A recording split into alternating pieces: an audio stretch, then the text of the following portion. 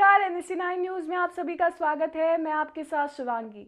चलिए नजर डालते हैं देश दुनिया की कुछ बड़ी खबरों पर। कारगिल विजय दिवस आज पूरा देश कारगिल विजय दिवस मना रहा है। वह ऐतिहासिक दिन जब भारतीय सेना के शूरवीरों ने पाकिस्तान के कब्जे की मंशा को चकनाचूर करते हुए कारगिल की चोटियों पर तिरंगा फहराया था। 1999 में हुए इस युद्ध में भारतीय जवानों की वीरता और बलिदान की मिसालें इतिहास के पन्नों में दर्ज हो गई। भारतीय सैनिकों के बलिदान और वीरता को याद करते हुए हर साल 26 जुलाई को कारगिल विजय दिवस मनाया जाता है।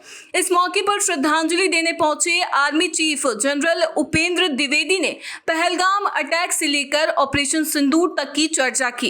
इंडियन आर्मी के चीफ द्रास स्थित कारगिल वॉर मेमोरियल पर आयोजित समारोह में जनरल द्विवेदी ने कहा, ऑपरेशन सिंदूर पाकिस्तान के साथ साथ पहलगाम आतंकी हमले का जवाब था, जो पूरे देश के लिए एक गहरा जख्म था। लेकिन इस बार भारत ने केवल दुख नहीं जताया, बल्कि ये दिखा दिया कि प्रतिक्रिया निर्णायक होगी।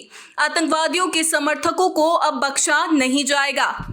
चिराग पासवान ने कहा, मुझे दुख है कि मैं ऐसी सरकार का समर्थन कर रहा हूं। बिहार के हाल के दिनों में हुए अपराध को लेकर केंद्रीय मंत्री और लोक जनशक्ति पार्टी प्रमुख चिराग पासवान ने बिहार सरकार पर निशाना साधा। उन्होंने कहा कि ऐसी सरकार का समर्थन करते हुए मुझे दुख होता है। मुझे इस बात का दुख होता है कि मैं ऐसी सरकार का समर्थन कर रहा हूं जहां पर अपराध पूरी तरह से बेलगाम हो चुका है। उन्होंने आगे कहा कि अब तो ऐसा लग रहा है कि प्रशासन इन घटनाओं को रोक पाने में नाकामयाब हो गया है। जिन परिवारों ने अपनों को खोया है, उनका दर्द समझना होगा। यहाँ बिहारी सुरक्षित नहीं है। जरूरत है कि सरकार समय रहते चेत जाए। नीतीश का बड़ा बयान, पेंशन राशि में की गई 2.5 गुना बढ़ोतरी। मुख्यमंत्री नीतीश कुमार की ओर से बिहार में पात्र पत्रकारों के लिए एक बड़ा ऐलान किया गया है। बिहार पत्रकार सम्मान पेंशन योजना के तहत अब सभी पात्र पत्रकारों को हर महीने 6,000 रुपए की जगह 15,000 रुपए पेंशन की राशि प्रदान की जाएगी। पत्रकारों के हित में ये फैसला बेहद ही खास माना जा रहा है। इसको लेकर जानकारी मुख्यमंत्री नीतीश कुमार ने अपने सोशल मीडिया अकाउंट एक्स के जरिए पोस्ट शेयर कर दी। उन्होंने पोस्ट शेयर करते हुए लिखा कि मुझे ये बताते हुए खुशी हो रही है कि बिहार पत्रकार सम्मान पेंशन योजना के तहत अब सभी पात्र पत्रकारों को हर महीने 6,000 रुपए की जगह 15,000 रुपए पेंशन की राशि प्रदान करने का विभाग को निर्देश दिए गए हैं। राहुल गांधी के आरोपों को सिद्धारमैया का समर्थन, बोले चुनाव आयोग केंद्र के इशारे पर काम कर रहा है। कर्नाटक के मुख्यमंत्री सिद्धारमैया ने कांग्रेस नेता राहुल गांधी के उस बयान का समर्थन किया है जिसमें उन्होंने भाजपा पर बड़े पैमाने पर चुनावी गड़बड़ियों और वोटर लिस्ट में हेराफेरी का आरोप लगाया था।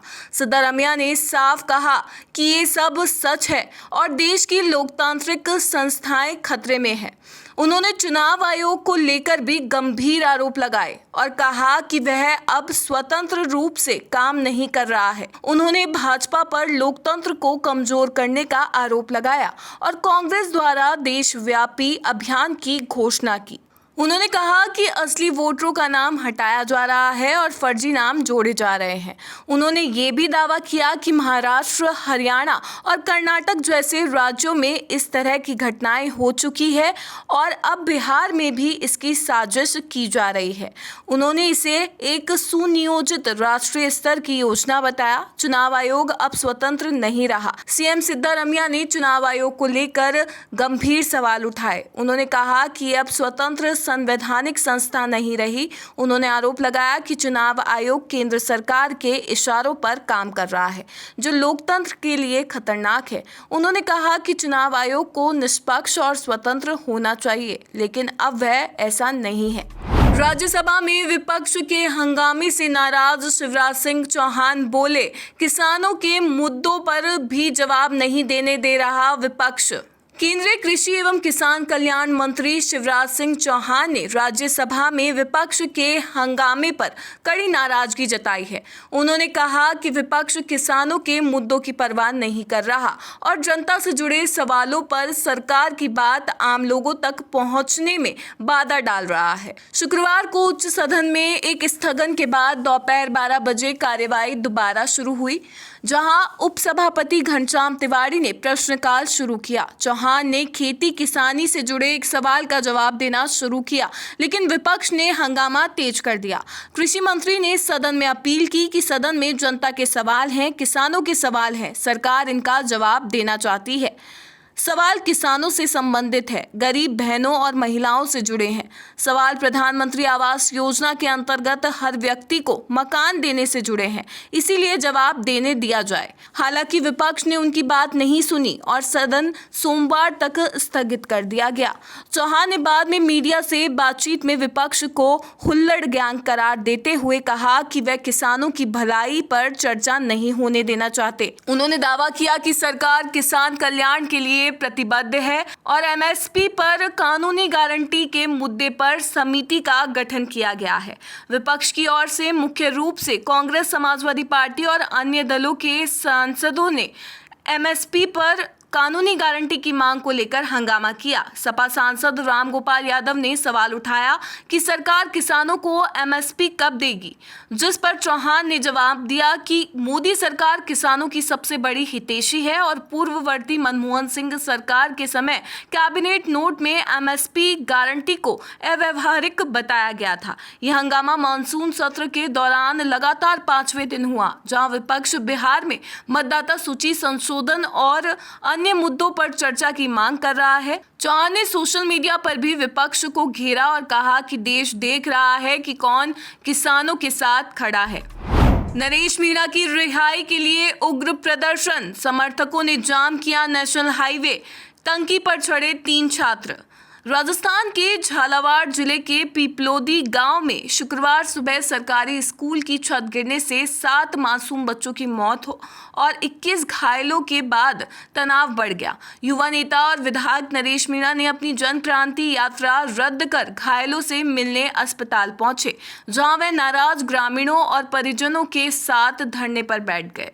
उन्होंने मृतकों के परिवारों को 1 करोड़ रुपए, घायलों को 50-50 लाख रुपए मुआवजा और पीड़ित परिवारों में से एक सदस्य को संविदा पर नौकरी देने की मांग की। मीणा ने कहा कि जब तक सरकार दोषियों पर मुकदमा दर्ज नहीं करती, धरना जारी रहेगा।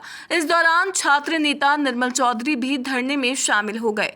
धरना शुरू होने के बाद अस्पताल परिसर में 300 से अधिक पुलिसकर्मी तैनात किए गए। पुलिस अधिकारियों ने समझाइश की कोशिश की, लेकिन कोई समाधान नहीं निकला। नाराज ग्रामीणों ने पथराव शुरू कर दिया, जिसके बाद पुलिस ने लाठीचार्ज कर भीड़ को खदेड़ा। नरेश मीणा, निर्मल चौधरी और कुछ ग्रामीणों को हिरासत में ले लिया गया। नरेश मीणा की हिरासत के बाद उनके समर्थकों ने NH 116 और टोंक सवाई माधोपुर हाईवे जाम कर दिया, जिससे दोनों ओर वाहनों की लंबी कतारें लग गई। प्रदर्शनकारियों ने टायर जलाए और नारेबाजी की। पुलिस मौके पर पहुंची और प्रदर्शनकारियों को खदेड़ कर यातायात बहाल किया। इसी तरह समरावता गांव के पास उनियारा गुलाबपुरा NH 148D को भी जाम किया गया, जिसे नगर फोर्ट थाना पुलिस ने खुलवाया। शनिवार सुबह अलवर से जयपुर की ओर पैदल निकले 3 छात्र बांदीकुई में पानी की टंकी पर चढ़ गए और नरेश मीणा की रिहाई की मांग करने लगे। पुलिस टीम मौके पर पहुंची, लेकिन छात्र नीचे नहीं उतरे। बताया जा रहा है कि ये छात्र 2 दिन पहले छात्र संघ चुनाव बहाली की मांग को लेकर अलवर से निकले थे, लेकिन आज उन्होंने कोलाना स्थित पानी की टंकी पर चढ़कर प्रदर्शन किया। झालावाड़ हादसे पर राजनीतिक प्रतिक्रियाएं भी तेज हो गई है। पूर्व मुख्यमंत्री वसुंधरा राजे ने घायलों से मुलाकात की और कहा कि अगर स्कूल पहले शिफ्ट होता तो बच्चों की जान बच सकती थी। उन्होंने घटना की जांच की मांग की। कंगना रनौत बोली, ड्रग्स पर नहीं कसा शिकंजा तो पंजाब जैसा होगा हाल। हिमाचल प्रदेश में बढ़ती नशे की लत को लेकर राज्यपाल शिव प्रताप शुक्ल के बयान पर मंडी से सांसद कंगना रनौत ने समर्थन जताया और कहा कि ड्रग्स की स्थिति बेहद गंभीर हो चुकी है। उन्होंने कहा कि अगर समय रहते कदम नहीं उठाया गया तो हिमाचल भी पंजाब के कुछ गांव जैसा हो जाएगा, जहां सिर्फ विधवाएं और महिलाएं बची है। कंगना ने कहा कि पाकिस्तान से पंजाब होते हुए हिमाचल में ड्रग्स पहुंच रही है और इसका सीधा असर युवाओं और परिवारों पर हो रहा है। उन्होंने कहा कि बच्चे माँ बाप के गहने, गाड़ियां बेच रहे हैं, खुद को कमरे में बंद कर ले रहे हैं, फर्नीचर तोड़ते हैं, रोते हैं, चिल्लाते हैं। ये मौत से भी बदतर है। उन्होंने राज्यपाल शुक्ल के उड़ता पंजाब वाले बयान का जिक्र करते हुए कहा कि नशे की समस्या राजनीतिक मुद्दा नहीं बल्कि सामाजिक लड़ाई है और इसे राष्ट्रीय स्तर पर अभियान बनाना चाहिए। कंगना के बयान पर पंजाब सरकार ने कड़ी प्रतिक्रिया दी है। पंजाब के मंत्री हरपाल सिंह चीमा ने कंगना की टिप्पणी को गैर जिम्मेदार बताया और कहा कि वह पंजाब को बदनाम कर रही है। उन्होंने दावा किया कि आम आदमी पार्टी सरकार ने नशे के खिलाफ सख्त कदम उठाए हैं और अब ड्रग्स पर काबू पाया जा रहा है। कांग्रेस के ओबीसी सम्मेलन में बीजेपी पर जमकर बरसे राहुल गांधी। दिल्ली के तालकटोरा स्टेडियम में कांग्रेस की ओबीसी सेल ने भागीदारी न्याय सम्मेलन का आयोजन किया। इस दौरान कांग्रेस सांसद राहुल गांधी ने पीएम नरेंद्र मोदी की जमकर आलोचना की। राहुल ने भाषण के दौरान पार्टी के सदस्यों से पूछा, आपको पता है राजनीति में सबसे बड़ी प्रॉब्लम क्या है? कार्यकर्ताओं ने जवाब दिया, पीएम मोदी।